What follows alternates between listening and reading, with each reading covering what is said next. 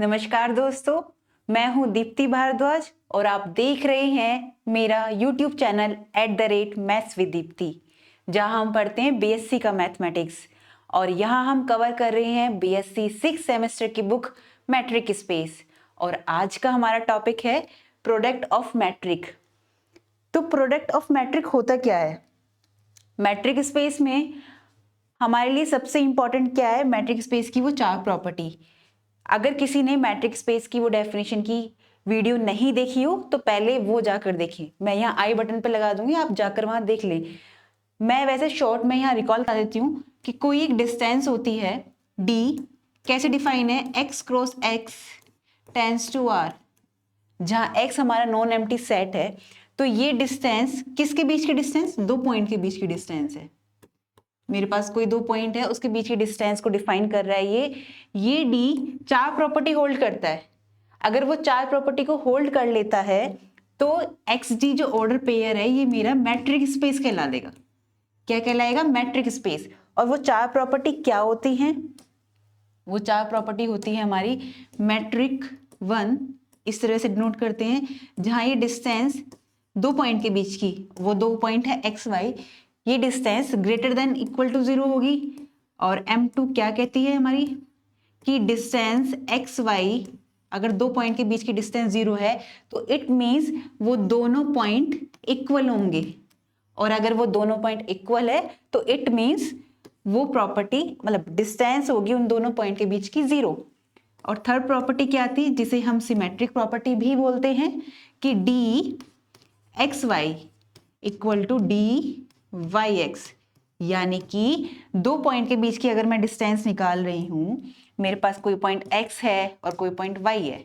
अगर मैं x से लेकर y तक की डिस्टेंस निकालूं और y से लेकर x तक की निकालूं तो डिस्टेंस तो सेम ही आएगी। तो यही कहती है हमारी थर्ड प्रॉपर्टी, जिसको हम सिमेट्रिक प्रॉपर्टी भी कहते हैं। क्या कहते हैं? Symmetric property. अब फोर्थ प्रॉपर्टी क्या थी हमारी? फोर्थ प्रॉपर्टी थी कि कोई डिस्टेंस है एक्स वाई, हमारे पास ये कोई पॉइंट x है और ये कोई पॉइंट y है, ये डिस्टेंस है, इसके बीच में मैंने एक पॉइंट ले लिया z। तो इसके बीच की डिस्टेंस और इसके बीच की डिस्टेंस का सम हमेशा इन दोनों के बीच की डिस्टेंस के सम के बराबर होगा या उससे बड़ा होगा। तो यही कहती है हमारी फोर्थ प्रॉपर्टी कि इन दोनों के बीच की डिस्टेंस हमेशा लेस देन या इक्वल टू होगी किससे? डिस्टेंस ऑफ एक्स जेड से plus distance of z y से। और इसी को हम ट्रायंगुलर इनइक्वालिटी भी बोल देते हैं। क्या बोल देते हैं? Triangular inequality. तो ये तो हो गई मैट्रिक स्पेस की 4 प्रॉपर्टी।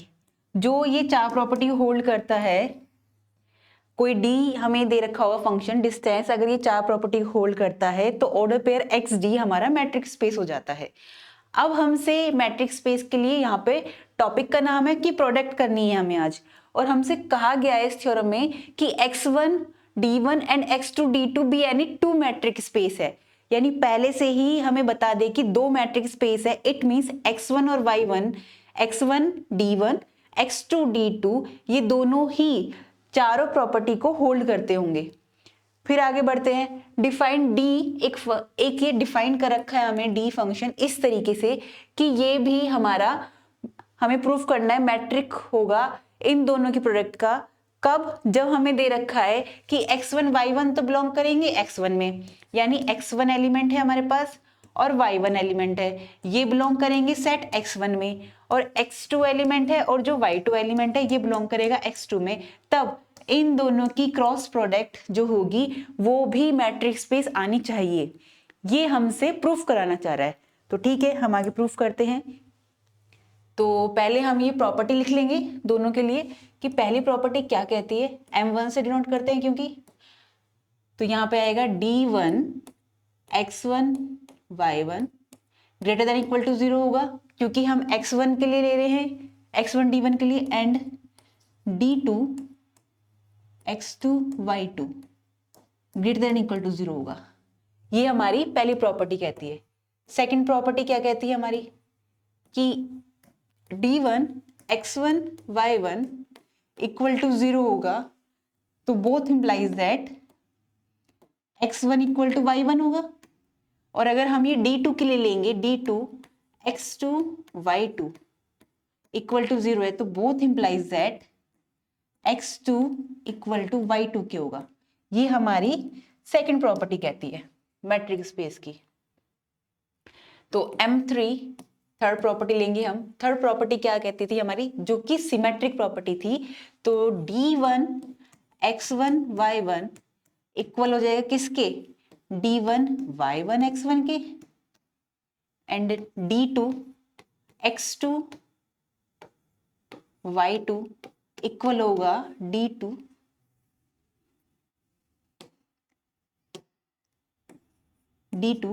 x2 y2 के। किससे, क्योंकि ये भी मैट्रिक स्पेस में से ले रहे हैं हम, हमें दिया गया है कि x1 और d1 क्या, x1 d1 और x2 d2 मैट्रिक स्पेस है, इसलिए ये वाली प्रॉपर्टी होल्ड करते होंगे। M4 प्रॉपर्टी क्या कहती है कि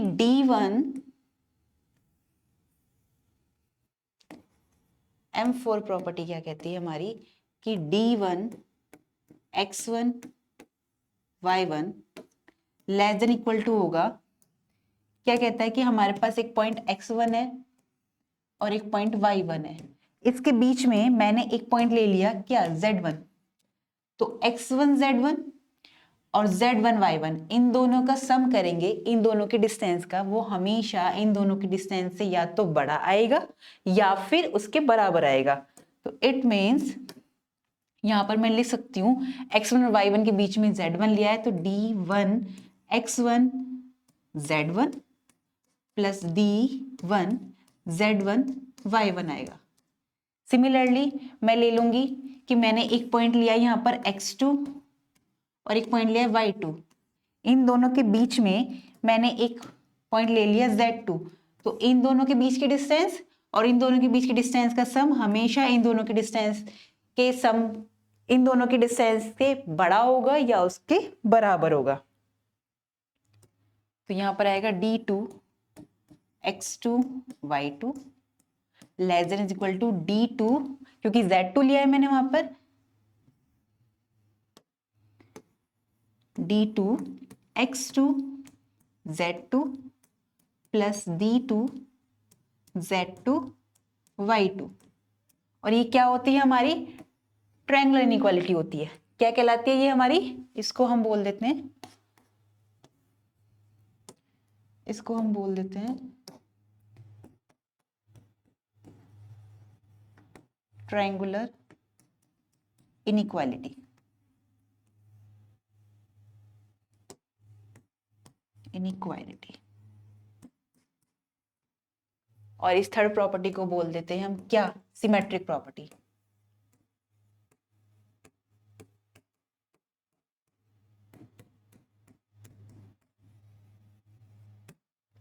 ठीक है, अब हम आगे बढ़ते हैं। अब हमें प्रूफ करना है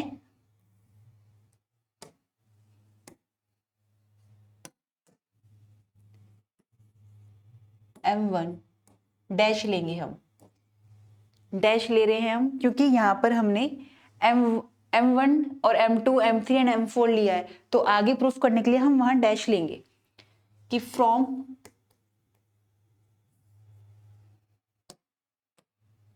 कलर चेंज करते हैं, फ्रॉम M1 से, M1 क्या कहती थी कि D1 x1 और y1 greater than equal to 0 है, and d2 x2 y2 greater than equal to 0 है। तो इट मीन्स यहां से मैं ये कहूं कि d1 का स्क्वायर कर दूं मैं बोथ साइड, इसमें d1 का square x1 y1 greater than equal to 0 का स्क्वायर करेंगे तो 0 ही आना है। ठीक है, यहां से मैंने क्या निकाला कि d2 का भी स्क्वायर कर दूं x2 y2 greater than equal to 0, और इन दोनों का मैं सम कर दूं अगर, तो इट मीन्स मेरे पास आ जाता है d1 का स्क्वायर x1 x1 y1, जब इन दोनों का स्क्वायर है ये और इसका मैं सम करूंगी तो लेफ्ट हैंड साइड से ऐड होगी और राइट हैंड साइड से होगी। तो राइट हैंड साइड अगर 0 0 मैं ऐड करती हूँ तो वो 0 ही आना है। d2 का square x2 y2 greater than equal to 0। अब अगर मैं दोनों साइड स्क्वायर रूट ले लूं तो ये मेरा इस तरह से आ जाएगा, d1 का square x1 y1 plus d2 का स्क्वायर x2 और y2 आ जाएगा ये हमारा। तो इट मीन, और ये किसके बराबर आ गया, ग्रेटर देन इक्वल टू 0 के बराबर आ गया। और हमें ये पता था कि हमें क्वेश्चन में क्या दिया गया है, हमें थ्योरम में ये दिया गया है, ये वैल्यू वही तो बन गई हमारी। और ये किसके इक्वल है, D x1 x2 into y1 y2 के इक्वल है। तो जब ये है तो मैं इसको यहाँ पर लिख सकती हूँ, it means D x1 x2 into y1 y2। तो जब ये वैल्यू आ जाएगी और ये किसके बराबर आ गई, ग्रेटर देन इक्वल टू 0 के बराबर आ गई है। इट मीन्स मैं कह सकती हूँ d of x y greater than equal to 0 हो गई। तो हमारी फर्स्ट प्रॉपर्टी होल्ड हो गई है यहाँ पर। चलो, इन्होंने फर्स्ट प्रॉपर्टी तो होल्ड कर दी है, अब हम सेकंड प्रॉपर्टी लेके चलते हैं। सेकंड प्रॉपर्टी हमारी क्या कहती है, m2 डैश, तो हम लेकर चलते हैं m2 डैश फ्रॉम m2 से। m2 प्रॉपर्टी क्या कहती है कि अगर हमारे पास d1 x1 y1 equal to 0 आ रहा है तो both implies that x1 is equal to y1 है। और अगर d2 x2 y2 equal to 0 है तो both implies that x2 equal to y2 क्या आएगा, राइट। तो यहाँ पर मैं लेकर चलती हूँ ये dxy इस वाले पार्ट को, क्योंकि हम यही दिखाना है, इक्वल टू 0 लेके चलेंगे तो x1 इक्वल टू y1 क्या आ जाएगा, x2 इक्वल टू y2 क्या आ जाएगा, ठीक है। तो मैं लेके चली वही फंक्शन जो हमें दे रखा है, d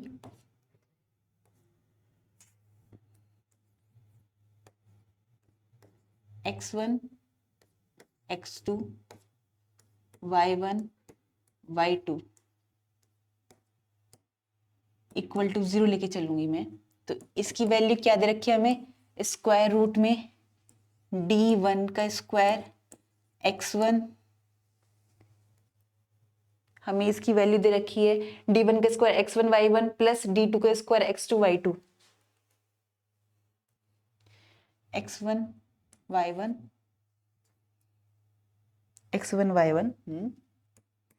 प्लस d2 का square x2 y2, right, equal to 0 लेके चल रहे हैं। तो यहाँ मैं दोनों साइड स्क्वायर ले लूं तो ये रूट हट जाएगा, तो ये आ जाएगा d1 का square x1 y1 plus d2 का square x2 y2 equal to 0। यहाँ से मैं इसे लिख सकती हूँ d1 का स्क्वायर x1 y1, अगर दो का सम हमारा 0 आ रहा है तो इट मीन्स वो अलग अलग भी 0 होगा, इक्वल टू 0। और यहाँ से आएगा मेरे पास d2 का square x2 y2 equal to 0। इन दोनों का फिर से स्क्वायर रूट ले लेंगे तो यहाँ बन जाएगा मेरे पास d1 x1 y1 equal to 0 और यहाँ से आएगा d2 x2 y2 equal to 0। अब ये देखो, हमने जो पहले प्रूफ किया था जो कि मैट्रिक, क्योंकि ये मैट्रिक स्पेस है x1 d1 और x2 d2, तो ये वाली प्रॉपर्टी होल्ड करता है। और मेरे पास ये आ गया है कि d1 x1 इक्वल टू 0 आ गया और d2 x2 इक्वल टू 0 लेकर आ चुका है मेरा। तो इट मीन्स यहाँ से क्या निकल कर आता है हमारा, यहाँ से निकल कर आता है कि x1 इक्वल टू y1 क्या आ गया, बोथ इम्प्लाइज दैट। और यहाँ से भी यही आया कि x2 इक्वल टू y2 क्या आ गया, ठीक है। तो हमने ये प्रूफ कर दिया कि d ऑफ x1 x2 और y1 y2 इक्वल टू 0 लेके चले तो इट मीन्स x1 y1, तो it means x1 x2 order pair x1 x2 D x1, right, इसको हम लिख सकते हैं डी ऑफ x1, क्योंकि यहाँ पर मेरा आता है कि D of x2 x1 d1 और x2 d2 हमें दे रखा था इन्होंने मैट्रिक्स स्पेस, तो इसलिए वो सेकंड प्रॉपर्टी को होल्ड करता था। और जब ये सेकंड प्रॉपर्टी को होल्ड करता है इट मीन्स मेरे पास ये क्या निकल कर आया लास्ट में, यहां से मेरे पास क्या निकल गया कि ये वाला ऑर्डर पेयर x1 x2 बराबर होगा ऑर्डर पेयर y1 y2 के। तो यहां से मेरे पास सेकंड प्रॉपर्टी भी होल्ड हो जाती है, और सेकंड प्रॉपर्टी क्या आती एक्स वाई इक्वल टू 0 है अगर, तो both implies that x is equal to y क्या आएगा, तो ये सेकंड प्रॉपर्टी भी होल्ड हो जाती है हमारे यहाँ पे। अब हम करते हैं थर्ड प्रॉपर्टी। थर्ड प्रॉपर्टी हमारी क्या कहती है, थर्ड प्रॉपर्टी हमारी कहती है M3 डैश से लेके चलेंगे तो फ्रॉम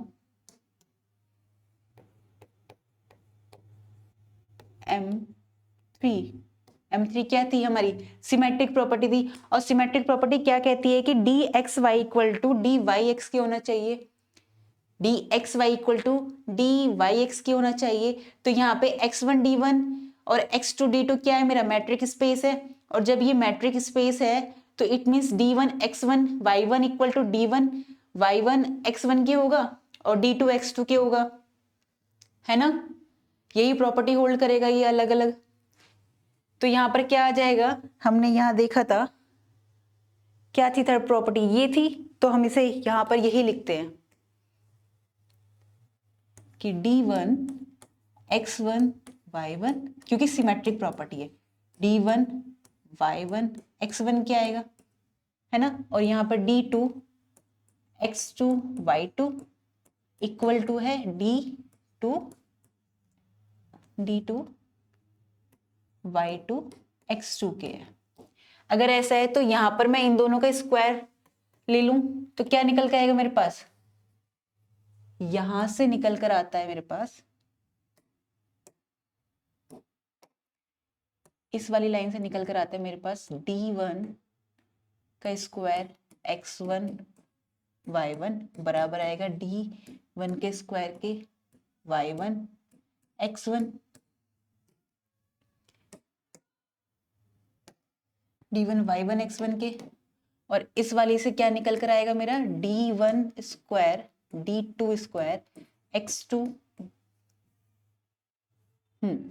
इस वाली का भी स्क्वायर करेंगे हम तो d2 स्क्वायर x2 y2 बराबर आएगा d2 स्क्वायर y2 x2 के, और इन दोनों को अगर हम ऐड कर देंगे तो क्या बनकर आता है हमारा, इन दोनों को अगर हम ऐड करेंगे तो आएगा d1 square, equation first and second को मैं ऐड कर देती हूँ, तो इक्वेशन फर्स्ट एंड सेकंड से क्या निकल कर आता है मेरा d1 का स्क्वायर, राइट हैंड साइड से ऐड हो जाएगी और लेफ्ट हैंड साइड से राइट हैंड साइड से d1 square x1 y1 plus d2 square x2 y2 बराबर आएगी किसके, d1 स्क्वायर y1 x1 के और d2 स्क्वायर y2 x2 के। अब मैं दोनों तरफ क्या करूंगी, स्क्वायर रूट ले लूंगी, बोथ साइड मैंने स्क्वायर रूट लिया,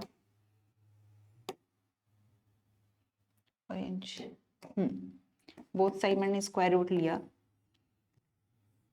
ठीक है, तो मैं यहां से ले लूं, तो ये हमारा क्या बन गया, ये किसकी वैल्यू बन गई हमारे पास, ये वैल्यू बन गई D of x1 y1 x1 x2 y1 y2, क्योंकि यही हमें फंक्शन दे रखा है, ये उसी के बराबर आ गई, और ये आगे डी ऑफ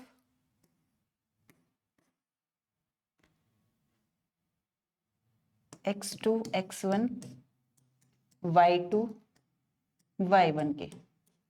इट मीन्स ये किसके बराबर आ गई, ये किसके बराबर आ गई हमारी, कि D of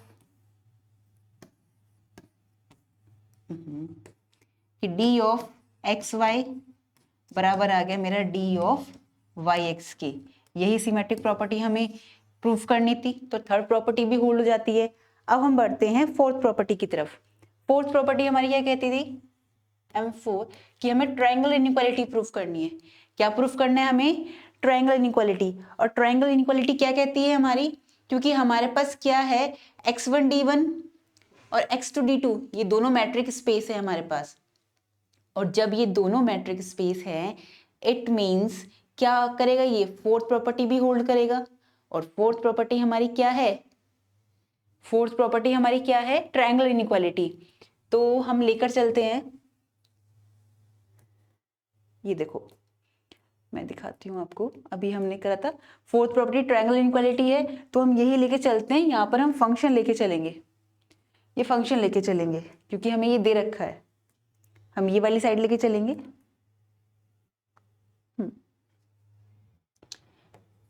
D of x y less than equal to d of x z plus d of z y दिखाने हमें, है ना, यही तो होल्ड करनी है हमें प्रॉपर्टी। ठीक है, तो हम लेके चलते हैं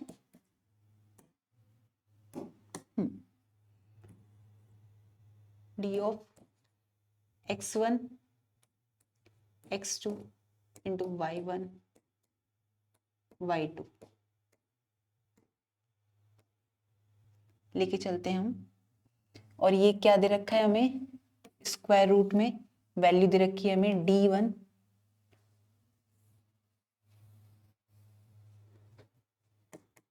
ये वैल्यू दे रखी है हमें स्क्वायर रूट में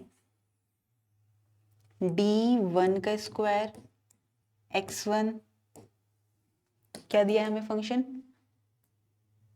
d1 का square x1 y1 plus d2 का स्क्वायर x2 y2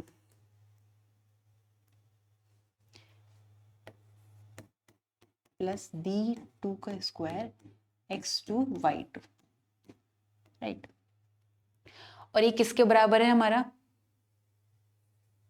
ये किसके बराबर है हमारा, अगर हम इसको ऐसे लिख दें कि d1, यहाँ पर इसे डायग्राम से समझाती हूँ मैं आपको। मेरे पास x1 और y1 ये दो पॉइंट है, इन दोनों के बीच की डिस्टेंस में अगर मैं एक पॉइंट ले लूँ, क्या पॉइंट ले लूँ, z1, तो x1 z1 और z1 y1, इन दोनों के बीच की जो डिस्टेंस है उसको ऐड करेंगे तो वो हमेशा x1 y1 वाली डिस्टेंस के या तो बराबर आएगी या उससे बड़ी आएगी।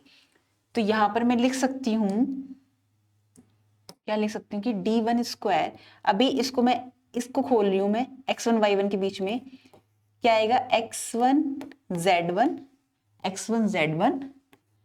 प्लस d1 z1 और y1 और इस पूरे का स्क्वायर।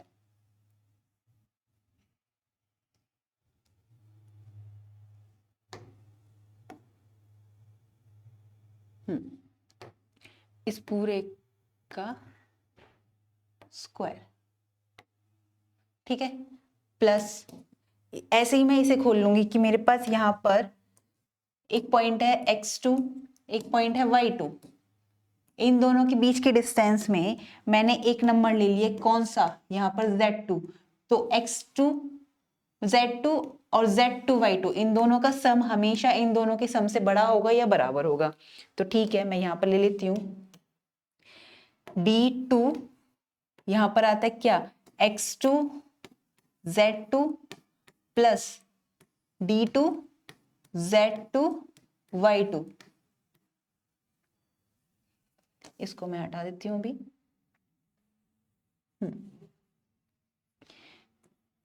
इस पूरे पर स्क्वायर लगा देंगे और इस पूरे का स्क्वायर रूट था हमारे पास, ये क्या मैं इसे ऐसे लिख सकती हूँ कि इस पूरे के स्क्वायर रूट को इस पूरे की पावर मैं 1/2 लिख देती हूँ। और ये जो मैंने चेंज किया है ये ट्रायंगल इनइक्वालिटी की हेल्प से किया है, तो ये यहाँ पर ग्रेटर देन इक्वल टू का साइन आ जाएगा और यहाँ पर हम इसे लिख देंगे कि किसकी हेल्प से आया, ये by triangle inequality, by triangular inequality. हमें रेफरेंस देना होता है, इनइक्वालिटी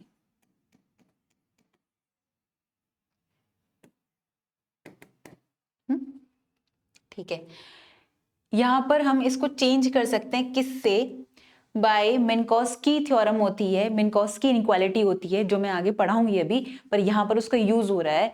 उसमें क्या कहते हैं कि ये जो d1 स्क्वायर है ये अंदर आ जाएगा स्क्वायर इसका, और वो पावर भी आ जाएगी, तो d1 स्क्वायर x1 z1 और इस पूरे की पावर प्लस, एक सेकेंड, प्लस, और ये आ जाएगा d2 x2 z2 और इस पूरी की पावर 1/2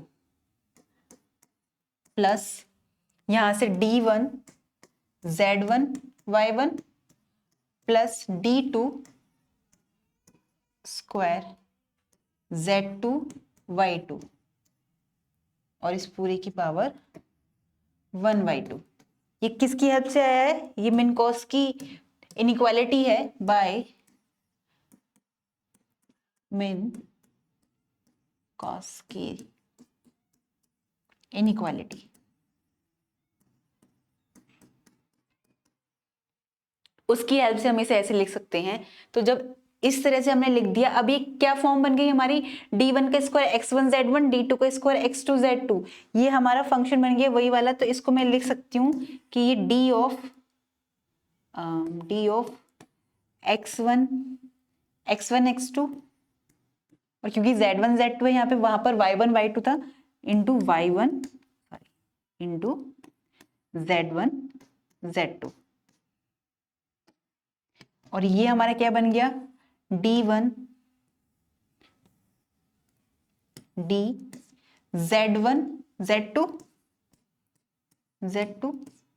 और ये y1 y2, ये बन गया। और इसको मैं क्या लिख सकती हूँ, d ऑफ xz, इसको लिख सकती हूँ मैं d ऑफ zy। हम लेकर क्या चल देते, हम यहाँ पर लेकर चल लेते d ऑफ xy, क्योंकि हमें ये इनइक्वालिटी प्रूफ करनी थी। d ऑफ xy क्या था हमारा, d of x1 x2 y1 y2, तो ये वही चीज है कि इस तरह से लेकर चलेंगे और ये दिखा देंगे ट्रायंगल इनइक्वालिटी। तो लास्ट में हमारा क्या प्रूफ हो जाता है यहाँ पर कि d of x1 x2 y1 y2 less than equal to आता है हमारा, ये शायद दिख नहीं रहा है, सही है, दिख रहा है, ये आ जाएगा हमारा d ऑफ xz और हाँ d ऑफ x1 x2 और z1 z2, d of x1 x2 और z1 z2 plus d of z1 z2 और y1 y2। इट मीन्स इसको मैं क्या लिख सकती हूँ, इसको मैं लिख सकती हूँ कि d of xy less than equal to d of xz plus d of zy। तो ये हमारी ट्रायंगल इनइक्वालिटी भी प्रूफ हो गई। इट मीन्स हमारी फोर्थ प्रॉपर्टी भी प्रूफ हो गई। तो हम कह सकते हैं कि तो हम कह सकते हैं नाउ, जो डी मैट्रिक्स स्पेस दे रखा था हमें, क्योंकि क्वेश्चन में क्या पूछा गया था हमसे थ्योरम में कि अगर ये चारों प्रॉपर्टी होल्ड करता है तब डी हमारा मैट्रिक्स स्पेस हो जाए, किसके लिए, फॉर x1 क्रॉस x2 के लिए। तो now D is matric space for x1 cross x2 के लिए, हेंस प्रूव्ड। यही हमें प्रूफ करना था, यही हमें प्रूफ करना था इस थ्योरम में। तो ये थ्योरम हमारी प्रूफ हो गई है। इससे पहले हमने, तो सबसे पहले हम यहाँ आते हैं कि इस थ्योरम में बेसिकली क्या था कि हमारे पास दो मैट्रिक स्पेस दिए गए थे और ये कहा गया कि उन दोनों की प्रोडक्ट भी मैट्रिक स्पेस आनी चाहिए, और वो हमने प्रूफ कर दी। इससे पहले क्या पूछा गया था, जो मैंने पहले लेक्चर में लिया है, कि दो मैट्रिक स्पेस दिए थे और उनका एडिशन भी मैट्रिक स्पेस आना चाहिए। तो इस तरह से आपकी थ्योरम आती है। ये थ्योरम आपकी इंपॉर्टेंट है और एडिशन वाली भी इंपॉर्टेंट थी, तो जिसने वो नहीं देखी हो वो जाकर देखें। ये थ्योरम यहाँ पे प्रूफ हो जाती है। अगर आपको यहाँ कोई भी डाउट आया हो, वैसे मुझे लगता है कि क्लियर हो चुका है, लेकिन फिर भी कोई डाउट रह जाता है किसी का, तो वो मुझसे कमेंट सेक्शन में पूछ सकता है। तो हम आपसे मिलते हैं अब अगली नेक्स्ट क्लास में, जहां मैं आपको होल्डर इनइक्वालिटीज पढ़ाऊंगी और आगे मिन कॉस्ट की इनइक्वालिटी पढ़ाऊंगी। ये बहुत इंपॉर्टेंट टॉपिक है, जो डायरेक्टली स्टेटमेंट के थ्रू भी पूछ लेते हैं, या फिर एग्जाम में आपको स्टेटमेंट दे देंगे और इसको प्रूफ करने के लिए पूछेंगे। ये इंपॉर्टेंट थ्योरम्स होती हैं, तो उसको स्किप ना करें, उसे जरूर देखें आप। तब तक के लिए आप खुश रहिए, मुस्कुराते रहिए। नमस्कार।